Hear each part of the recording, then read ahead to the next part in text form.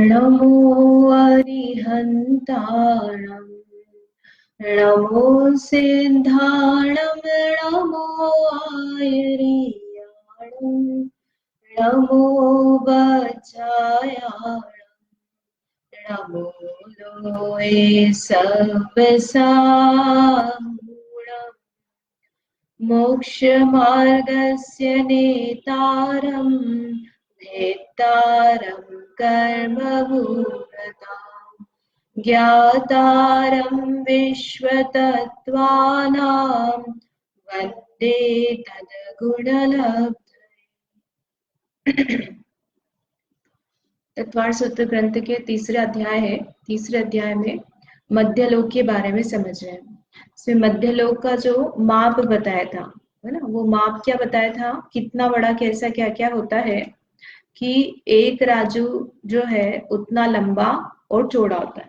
यहाँ जो है इसकी लंबाई और चौड़ाई जो कैसी है, एक राजू है, और ऊंचाई कितनी है, 1,40,000 योजन। जितना बड़ा सुमेरु पर्वत होता है उतना ऊंचा जो मध्यलोक है वो होता है।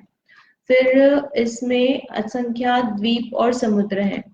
कितने द्वीप और समुद्र हैं, तो 2.5 उद्धार सागर के जितने समय है, यानी जितने समय है, कितने, एक सागर में 10 कोड़ा कोड़ी पल्ले होते हैं, तो 2.5 सागर में 25 कोड़ा कोड़ी पल्ले, उसमें जितने समय आएंगे, यानी हमने एक अंतर मुहूर्त किया, एक अंतर मुहूर्त में समय, फिर 1 घंटे में समय, 1 दिन में समय, 1 साल में, 2 साल में, ऐसे करके 100 साल, 1000 साल, फिर असंख्यात साल, असंख्यात सालों का मिलकर के एक पल्ले होता है।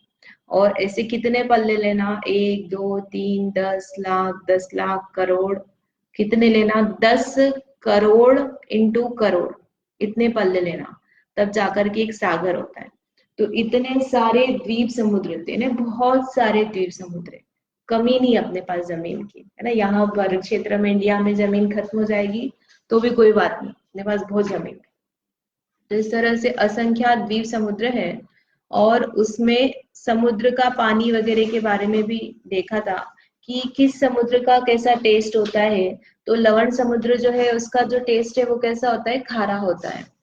फिर जो वारुणी वर है, वारुणी यानी मदिरा होता है, तो उसका जो जल है वो कैसा है, जैसा शराब का टेस्ट होता है वैसा होता है, लेकिन वैसा नशा नहीं आएगा उसको पीने पर, अपने को मदिरा पान का दोष नहीं लगेगा। और शीरवर है, उसका कैसा होता है, दूध के समान, दूध पीते हैं तो सफेद रंग का नहीं है, लेकिन उसका टेस्ट कैसा है, दूध के समान। घृतवर का टेस्ट घी के समान। और कालोदधी, पुष्करवर और स्वयंभूरमण, इनका टेस्ट जल के समान। बाकी सबका कैसा होता है, इक्षुरस, इक्षुरस यानी गन्ने के रस के समान टेस्ट होता है। फिर इसके बाद में सोमरस तो आई थिंक मदिरा वाला ही होता है ना, कौन सा होता है, हाँ।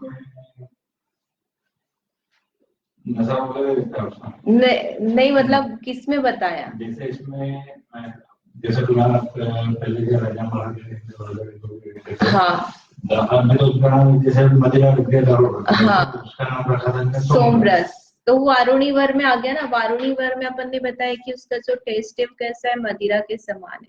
लेकिन वो तो सोमरस का पान कर रहे, मतलब वो तो मदिरा का ही पान कर रहे हैं, ऐसा ही कहा जाएगा।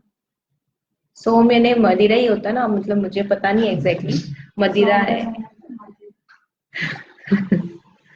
फिर जम्बूद्वीप बताया, जम्बूद्वीप का कैसा क्या है कि सूर्य मंडल के समान गोल है, और कितना बड़ा है, तो 1,00,000 योजन का है। यहाँ से यहाँ तक तो कितना बड़ा है, 1,00,000 योजन का है।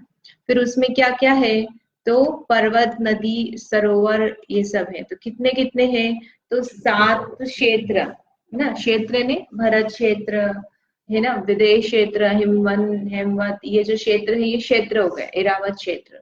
फिर पर्वत है, तो कितने पर्वत है, हिमवन, महाहिमवन, निषद, नील, रुक्मी, शिखर है। इस तरह से ये 6 पर्वत है। फिर उन 6 पर्वतों में 6 सरोवर है, और सरोवर में से क्या निकलती है, नदी निकलती है, तालाब। अपनी भाषा में तो क्या है, वो तालाब है, लेकिन एक्चुअल में वो तालाब नहीं, बहुत बड़ा होता है।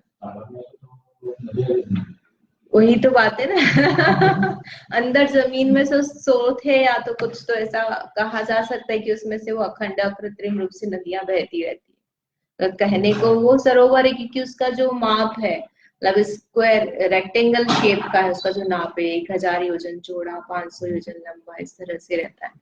मतलब जम्बूद्वीप की अपेक्षा देखें तो छोटा सा है, लेकिन एक्चुअल में जो है वो बहुत बड़ा है। जब अपन उसको प्रमाण योजन में कन्वर्ट करते हैं तो काफी बड़ा हो जाता है। उसमें से ये नदियां निकलती है, तो उसमें कुछ पानी का स्रोत रहता होगा अंदर से, इसमें पानी बना रहता है, उसका पानी खत्म नहीं होता है, इसके कारण से वो पानी गिरता रहता है नदियों में।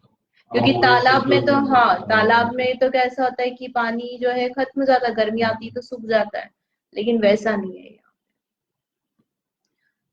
फिर उसके बाद में सुदर्शन मेरु समझा। सुदर्शन मेरु में क्या बताया था कि 1,40,000 योजन नीचे से ऊपर तक है, और इसमें ये छोटी सी चूलिका है। कितनी बड़ी है ये?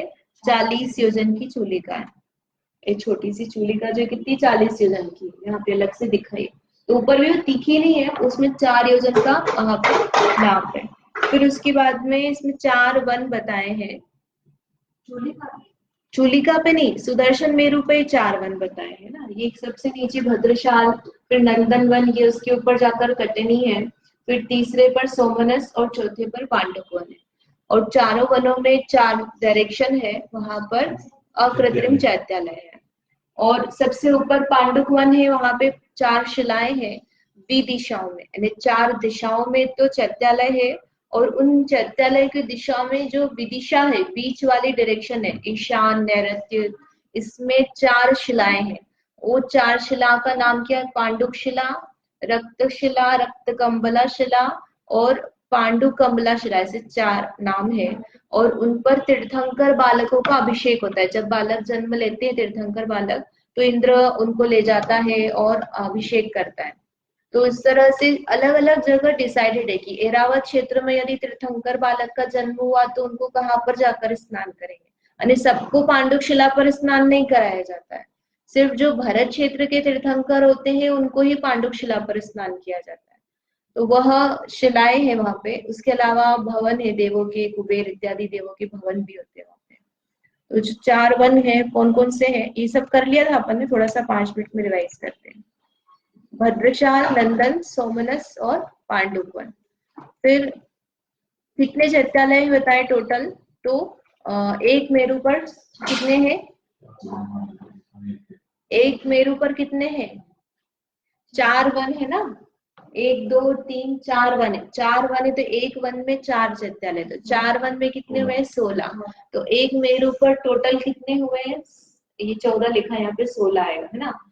चारों वनों में हर एक दिशा में एक एक कृत्रिम चैत्यालय में 4 चौक 16। तो 5 मेरु होते हैं, तो 5 मेरु संबंधी कितने हो जाएंगे? 80 हो जाएंगे। फिर इसके बाद में जम्बू वृक्ष के बारे में समझा था कि जम्बू वृक्ष कैसा क्या है। तो जो उत्तर कुरु और देवकुरु भौभूमि है, उसमें वहां पर 2 वृक्ष है, एक जम्बू वृक्ष और एक शालमली वृक्ष। वृक्ष है क्यों? क्योंकि उसका शेप वृक्ष के समान है, लेकिन वह है कैसा? पृथ्वी का एक है। उसमें 4 शिखाएं बड़ी बड़ी, और उसमें 3 शिखाओं पर देवों के भवन है और एक शिखा पर मंदिर है। तो उसमें से एक वृक्ष का नाम जम्बू वृक्ष है, जिसके कारण से जम्बू द्वीप का नाम रखा है, जम्बू द्वीप रखा है जम्बू वृक्ष के कारण से। फिर गजदंत के बारे में समझा था कि जो सुमेरु पर्वत है उसके बाद 4 दिशा में गजदंत निकलते हैं, ये बताएगा आपको। सुमेरु बता देते हैं, ये सुमेरु पर्वत है। तो सुमेरु पर्वत के यहाँ पर ऐसा, इस तरह से ये 4 गजदंत पर्वत बताए थे। तो ये पर्वत कैसे हैं? ऊपर से नीचे एक जैसे हैं। पहाड़ जैसे कम होता जाता है, ऊपर से नीचे ज्यादा होता है, ऐसा नहीं है, दीवार जैसे है। और यहाँ पर सब में, चारों में, जहाँ सुमेरु पर्वत आता है उधर साइड पे क्या है? चैत्यालय, अकृत्रिम चैत्यालय। क्या है? अकृत्रिम चैत्यालय। तो 16 तो पहले हो गए थे।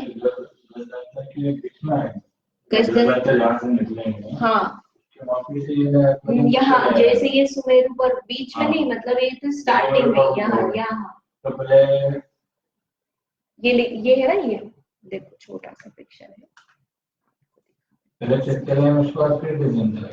हाँ नहीं, ये गजदंत के ऊपर ही चैत्यालय है, उसके ऊपर चैत्यालय कूट सब है, तो सबसे पहले चैत्यालय है, ऐसा इस तरह से उसमें है।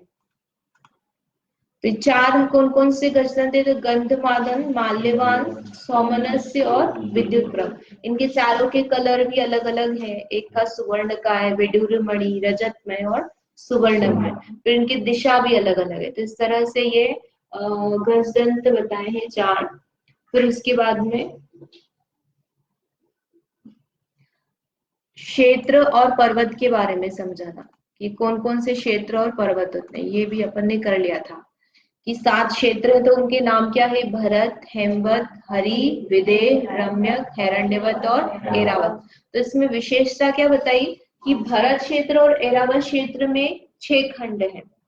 6 खंड में से 5 म्लेच्छ खंड है और एक आर्य खंड है ना। 6 खंड कैसे हुए, याद है कैसे हुए थे? ये भरत क्षेत्र है ना, और भरत क्षेत्र में यहाँ पर विजयार्ध पर्वत आता है। विजयार्ध पर्वत का ऐसा नाम क्यों दिया है कि जो चक्रवर्ती है, जब वो यहाँ के 3 खंड जो है नीचे के 1, 2 और 3, इन 3 खंडों की विजय कर लेता है, तब उसकी विजय कितनी हो जाती है? आधी हो जाती है। अब उसको कितना और विजय करना है? ये ऊपर के 3 पोर्शन, यानी आधा और विजय करना है। तो ये विजयार्ध पर्वत भरत क्षेत्र को 2 भागों में बांटता है। इसमें से इस तरह से होता है कि वो उसके नीचे वाले 3 खंडों को जीत लिया, मतलब उसकी विजय कितनी हो गई है? आधी, इसलिए उसका नाम विजयार्ध पर्वत है। तो ये 6 खंड है, इनमें से बीच वाला जो है ये क्या है? आर्य खंड है, और बाकी के जो 5 है ये क्या है?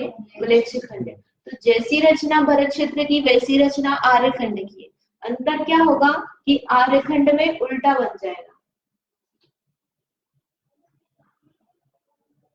उल्टा बनेगा, कैसे उल्टा बनेगा कि ये इस तरह से बन जाएगा, यानी ये ऊपर आएगा।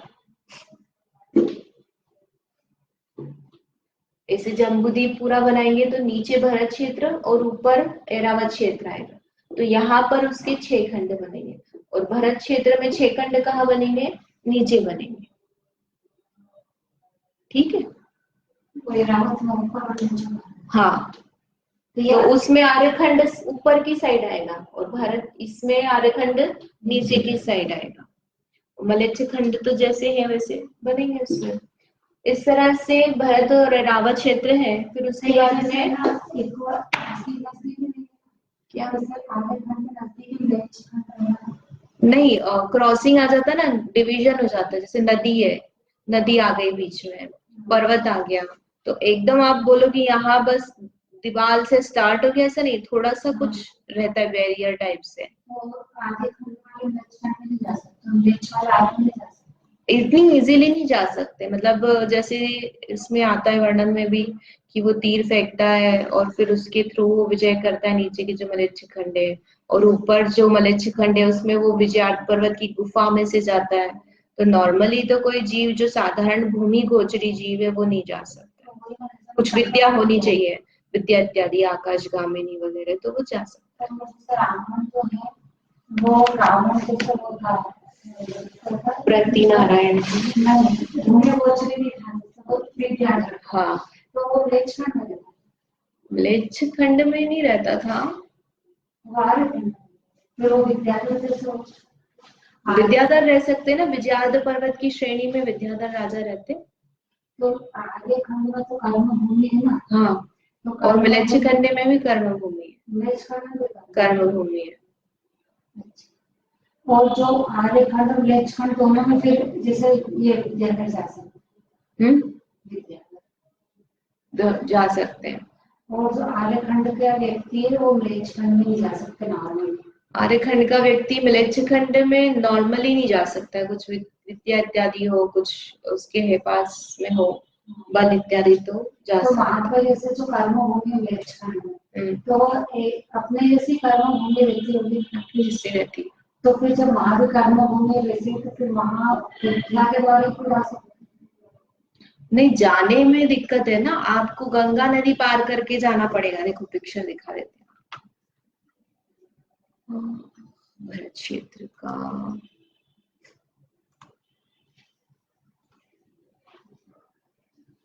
ठीक है, ये भरत क्षेत्र है। तो इस भरत क्षेत्र में दिख रहे 6 खंड, ये नीचे आर्य खंड है, ये 2 मलेच्छ खंड और ये ऊपर 3 मलेच्छ खंड है। तो कैसे डिवीजन हुआ इनका कि बीच में ये विजयार्ध पर्वत है और ऊपर से ये दोनों नदियां हैं, जो सरोवर है ना उससे 2 नदियां निकल रही, गंगा नदी और सिंधु, ये गंगा कुंड और ये सिंधु कुंड। तो यहाँ से होकर के नदी नीचे जा रही है। तो यहाँ पर ये 8 योजन चौड़ा जो है इसकी गुफा है, वहां से नदी निकल करके आती आती आती है।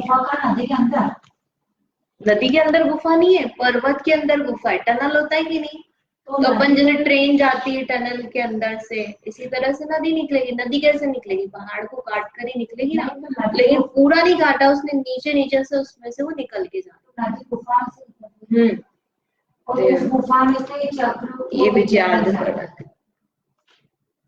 ठीक है, ये विजयार्ध पर्वत एक्चुअल में ऐसा है, ये भी पहाड़ जैसा नहीं है। इसमें जैसे स्टेप्स होती है ना, ऐसे 3 पोर्शन है, इतना टोटल 25 योजन ऊंचा है और आगे से पीछे 50 योजन है। तो इसमें 10 योजन ऊपर जाकर एक कटनी है, फ्लैट है वहां पे भूमि। तो वहां पर विद्याधर राजा जो आप बोल रहे हो ना, एक जिनके पास विद्या रहती है तो मनुष्य, लेकिन वो क्या रहता है, उनके पास में विद्याएं वगैरह रहती है, तो वो लोग यहाँ पर रहते हैं। यहाँ पर काल परिवर्तन नहीं होता है, जो काल परिवर्तन होता है वो आर्यखंड में ही होता है। मलेच्छ खंड में और विजयार्ध पर्वत पर काल परिवर्तन नहीं होगा। काल परिवर्तन नहीं होता इसका मतलब इससे भी हमारे यहाँ 5वां काल चल रहा है, तो यहाँ पर चौथा ही काल रहेगा। तो यहाँ पे जो कर्मभूमि है उसमें हो जाएगा, यहाँ पे कर्मभूमि, ये यहाँ पर देव है, यहाँ पे राजा है। तो यहाँ 50 नगरी और इसके पीछे सेम टू सेम वहां 60 नगरी है ना। यहाँ से ये जो अपन पोर्शन करेंगे ना विजयार्ध पर्वत का, तो ये पोर्शन कैसा आएगा, ऐसा हो जाएगा, क्योंकि राउंड है ना, ये यहाँ पर जो भरत क्षेत्र है अपना कैसा है, कम हो रहा है। तो नीचे की साइड में जो है यहाँ पर 50 नगरी है और ऊपर की साइड में यहाँ पे 60 नगरी, टोटल 110 है। यानी 110 ही होंगी सब जगह, जहाँ पे जैसे विदेश क्षेत्र में अपन नगरी बताएंगे तो वहां भी 110 होंगे। अब वहां पर क्या हो जाएगा, वहां पर इक्वल होता है, वहां ऐसा नहीं हुआ। तो वहां इक्वल है तो क्या हो जाएगा, 55 नगरी ऊपर नीचे मतलब आगे पीछे हो जाएंगी जो विजयार्ध पर्वत है। तो इस तरह से ये विजयार्ध पर्वत यहाँ पे सब गुफा होता है और गुफा में मतलब दरवाजा होता है, वो बंद रहता है। नदी तो नीचे से निकल जाती है, उसको कोई प्रॉब्लम नहीं नदी को निकलने में, लेकिन कोई व्यक्ति जाना चाहे तो व्यक्ति नहीं जा सकता है। तो व्यक्ति कैसे जाता है कि वो चक्रवर्ती का आता है ना, वो आता है चक्र लेकर आता है, फिर उसका घोड़ा से उसके जो दरवाजा होता है ये खुलता है और 6 महीने तक उसमें से अंदर से गैस वगैरह सब निकलती रहती है। वो जब ठंडी होती तब उसकी सेना इसमें से निकल करके जाती है। तो विजयार्ध पर्वत 50 योजन बड़ा है, 50 योजन बड़ा, और ये 10 योजन मतलब टोटल आप कर लो 25 योजन ऊंचा है। तो उसको अपन 6000 से गुणा कर दो, इतनी बड़ी जो है पहाड़ अपना हिमालय, तो उसके आगे कुछ भी नहीं लगे। तो इसको क्रॉस करना सामान्य लोगों की बुद्धि की बात नहीं है, तो इसलिए वो कहाँ से जाते हैं, गुफा में से जाते हैं।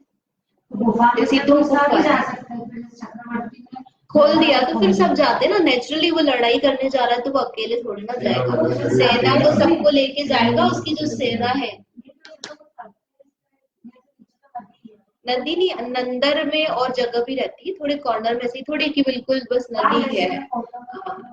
नदी है तो दरवाजा बंद है ना, खोलेगा तो ये खुलेगा ना, ये खुलेगा, पास में साइड में जमीन रहेगी, वहां से निकल जाएगी। और फिर यहाँ अंदर मतलब जैसे ये अंदर टनल है, तो टनल में जैसे यहाँ पे ये, तो यहाँ पे इधर इधर नदी निकलती है, यहाँ जगह खाली भी रहती है, और यहाँ पे 2 कुंड होते हैं। तो उस कुंड में से वो उन्मग्ना और निमग्ना जो अपन नदी बोलते हैं, वो नदियां निकलती है और इनमें आकर के मिलती है गंगा और सिंधु। तो उसमें क्या होता है, एक नदी ऐसी होती है उन्मग्न और एक ऐसी निमग्न, मतलब आप कुछ पदार्थ डालोगे तो उसकी पानी की क्वालिटी ऐसी है कि वो सारा पदार्थ नीचे लेके जाएगी, और उन्मग्न में कैसा होता है कि सारा पदार्थ ऊपर की ओर आएगा। ऐसे 2 प्रकार की नदियां जो है वो इसमें मिलती है। और ये जो बताया आपने वहाँ पे कर्मभूमि भी है, कर्मभूमि भी है, कहाँ पर, अंदर नहीं, ये ऊपर, ये जो देख रहे हैं ना, हाँ तो 50 करके कर्म भूमि लिखती है। कितनी कर्म भूमि मतलब ये तो पूरे सब में, जैसे अपन ने ये जो भरत क्षेत्र बताया ना, ये भरत क्षेत्र में सब दूर कर्म भूमि है। तो इसमें यहाँ यहाँ यहाँ यहाँ ये सब जगह पर क्या है, चौथा काल चल रहा है। एकमात्र आर्यखंड जहाँ पर काल परिवर्तन होता है, यहाँ भी चौथा काल है। चौथा काल में घटती बढ़ती होगी, लेकिन चौथा का चौथा ही बना रहेगा। और यहाँ पर जो है, यहाँ 1 से लेकर 6 काल चलेगा, चौथा ही बना रहेगा। चौथे में घटबढ़ बनती रहेगी कि जैसे यहाँ पे चौथे की शुरुआत है तो यहाँ चौथे की शुरुआत, और फिर वो वापस कम कम कम होते हुए एंड पे आ गए तो ये एंड पे एंड बना रहेगा। फिर जब वापस एंड से वापस रिवर्स हो जाएंगे, मतलब सर्पिणी से सर्पिणी पे जाएंगे, तो वहां पर भी वैसे ही चलेगा। चौथा सब दूर 5 मलच्छ खंड में 6 कर्म भूमि कर लो ना आप। 6 कर्म, ये भी कर्म भूमि और ये भी है। लेकिन जब यहाँ भोग भूमि रहेगी तब भी यहाँ कर्म भूमि ही है। ऐसे पहला दूसरा तीसरा काल चलेगा आर्यखंड में, है ना। आदिनाथ भगवान हुए, इसके पहले नाभि राजा और उसके पहले ये सब थे, तब भोग भूमि थी। तो भोग भूमि थी तो, लेकिन यहाँ पर सब दूर तब भी कर्म भूमि ही थी। 5 मलच्छ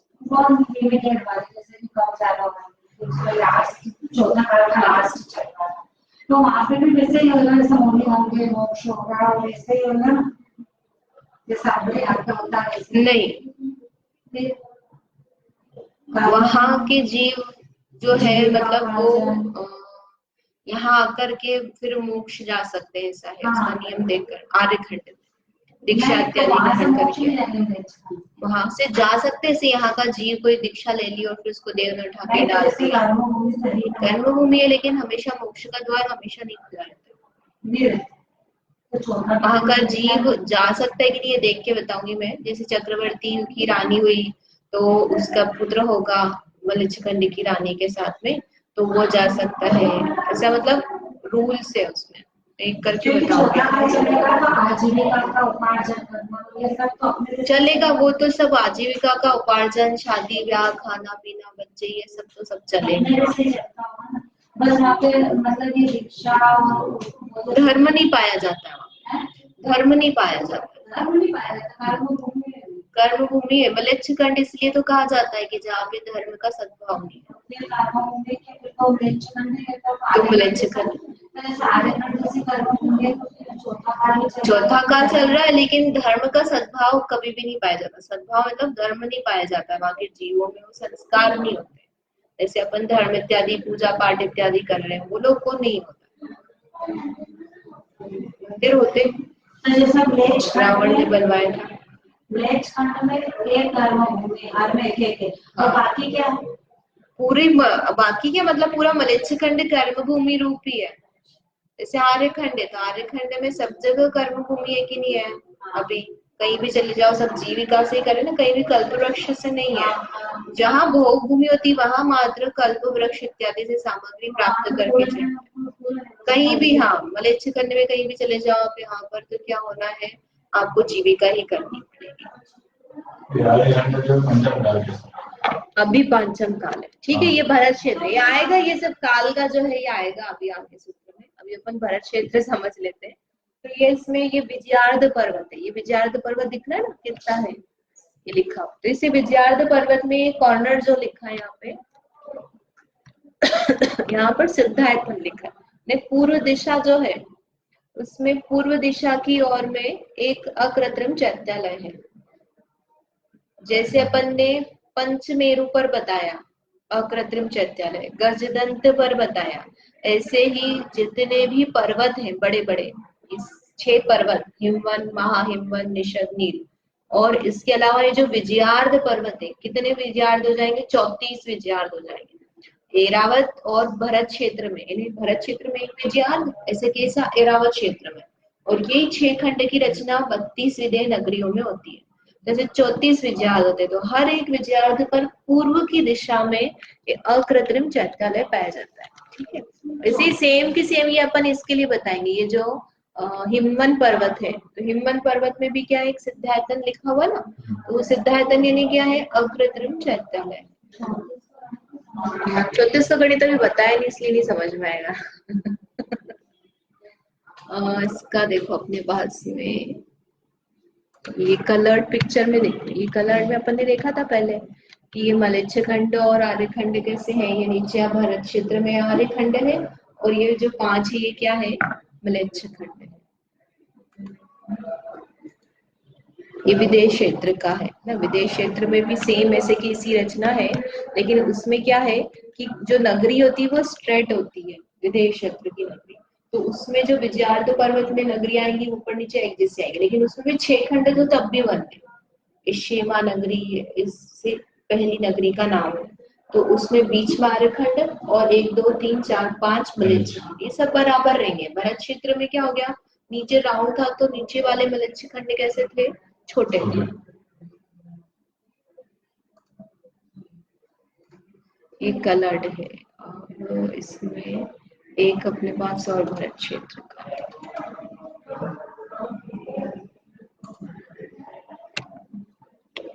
ठीक है, ये आप देख लो, इसको कलर्ड दे, सब चीजें वही बताई है, बस अंतर है इसमें थोड़ा सा। यहाँ पर ये सिद्धकूट दिख रहा है, सिद्धकूट लिखा हुआ, इस सिद्धकूट क्या है, विजयार्ध पर्वत का जो अकृत्रिम चैत्यालय है वो है।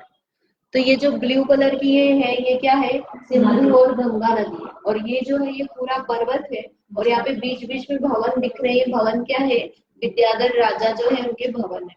और ये नदी जो निकलती है इसमें पूरी सब जगह बॉर्डर है, मतलब सुंदर सी तो बॉर्डर बनी हुई है। यहाँ समुद्र में आके मिलती है, वहां पर एक तोरण है, तोरण बोलते हैं ना, एंट्री में, जैसे आप ढाई फीट में बहुत बड़ा सा उन्होंने बना रखा है, एंट्री करने का दरवाजा टाइप का। दरवाजा नहीं है, मतलब उसमें लॉक नहीं होता, लेकिन एक फ्रेम टाइप से बनी हुई है। तो ऐसे ये तोरण जो है ये पूरे समुद्र में मिल रहा है, यहाँ पर्वत क्या गुफा है, तो यहाँ जगह जगह पर ये सब तोरण बने हुए हैं। ऐसे ये जो हिमवंत पर्वत है यहाँ पर भी क्या है, सिद्धकूट अकृत्रिम चैत्यालय है। और ये अपना भारत क्षेत्र जो है, यहाँ पर सब अपन जो बोलते हैं क्या आ गया, ये जो कॉन्टिनेंट्स है, 7 कॉन्टिनेंट्स वो सब आ गए। जो अपन 7 महाद्वीप बोलते हैं, समुद्र बोलते हैं, वो सब इसमें आ जाते हैं। हाँ, आर्यखंड वो मलच्छ खंड नहीं है, लोग बोलते हैं कि वो मलच्छ खंड है, लेकिन वहां पर भी जिन धर्म का सद्भाव पाया जाता है, जैन मंदिर है, लोग जिन धर्म का पालन कर रहे हैं, मलच्छ खंड जो होता है वहां पे ये पाया नहीं जाता, इसलिए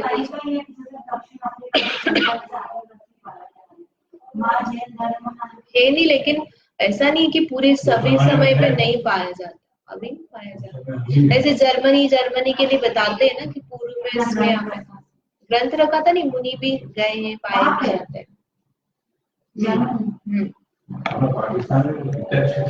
हाँ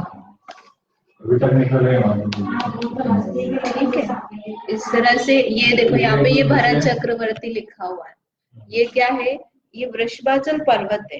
कहाँ पे आता है कि जो बीच वाला मलच्छ खंड है वहां पर ये वृषभाचल पर्वत आता है। कौन सा, ये स्टोरी सुनी है आपने वृषभाचल पर्वत वाली?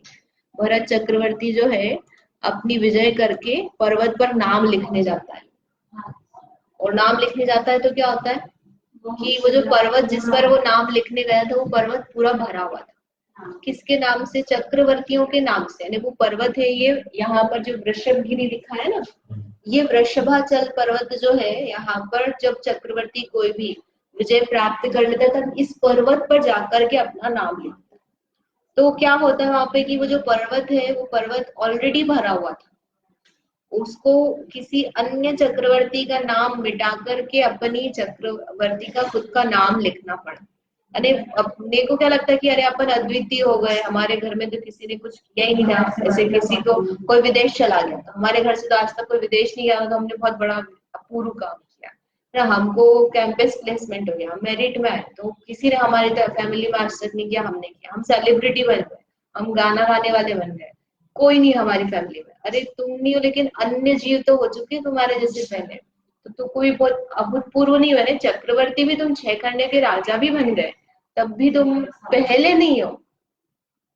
ये उसका मान भंग होता है यहाँ पे, मतलब उसको वास्तविकता पता चलती है। वास्तव में 6 खंड का राज्य जीत भी लिया तो मैंने कोई बहुत अद्वितीय काम कर लिया है, अभी तक किसी ने नहीं किया हो ऐसा नहीं है। मुझसे पहले बहुत सारे राजा, हाँ वो कहानी आती ना, वो गया तब उसने दूसरे चक्रवर्ती का नाम मिटा करके फिर अपना नाम लिखा।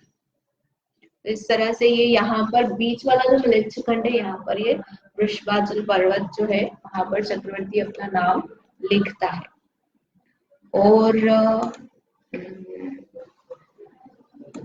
ठीक है, ये सामान्य से बताया है। हाँ हाँ, इसके बीच में क्या है?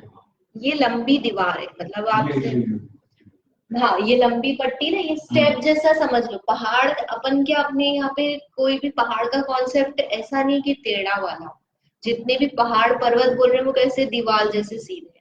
तो ये जो विजयार्ध पर्वत है ये भी कैसा है, वो पिक्चर में तो उसने वैसे ही बनाया था, टेढ़ा वाला ही बनाया था, लेकिन ये भी कैसा है, ये सीधा सीधा। तो ये नीचे से ऊपर 10 योजन तक पूरा सीधा है। फिर यहाँ पर 5 योजन का कटनी है, यानी 5 योजन का फ्लैट है। उसके बाद वापस 10 योजन सीधा ऊपर ऊपर, फिर 5 योजन का फ्लैट है। ये जो 5 योजन का स्पेस है उसमें क्या है, नगरी है। ऐसे ही यहाँ पर 5 योजन के स्पेस में नगरी, फिर ऊपर जाएगा तो ये टोटल 5 योजन बचेगा, और उस टोटल 5 योजन पर ये कूट बने हुए। विद्याधर में नगरी वाले ये वहाँ देवों की श्रेणी से मार्केट में जाता है। ये जो 10 योजन का, हाँ ये 10 योजन का। सीढ़ी समझ में आती है ना, तो बस वो सीढ़ी जैसा है, इसलिए वो बिल्कुल वैसे ही बना हुआ आगे से पीछे तक। क्या समझ में नहीं आता उसको हाथ से इसलिए बना करके किया कि ताकि एकदम पिक्चर क्लियर हो कि कैसा क्या है विजयार्ध पर्वत।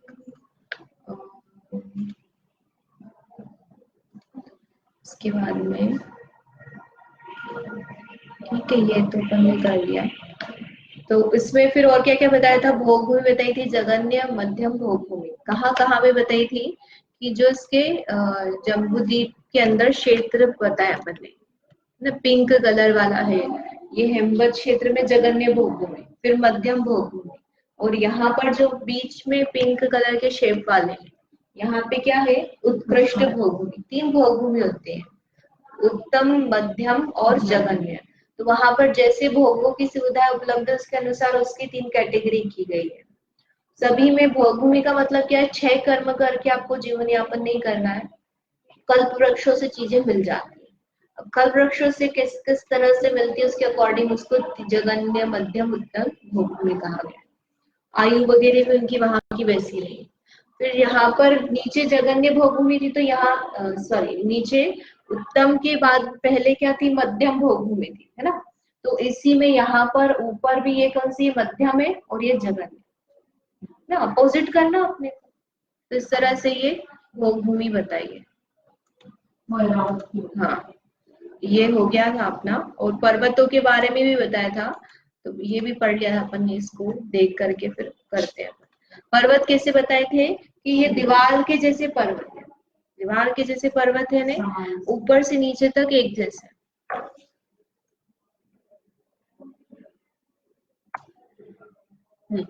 जैसे दीवार होती है वैसे ऊपर से नीचे तक एक जैसे पर्वत है, और उसमें फिर पर्वत जो है साइड में उसमें क्या है, मणियां भी लगी हुई है, और उनके भी कलर है, जैसे गजदंत के कलर बताए थे ऐसे इन 6 पर्वतों के कलर है।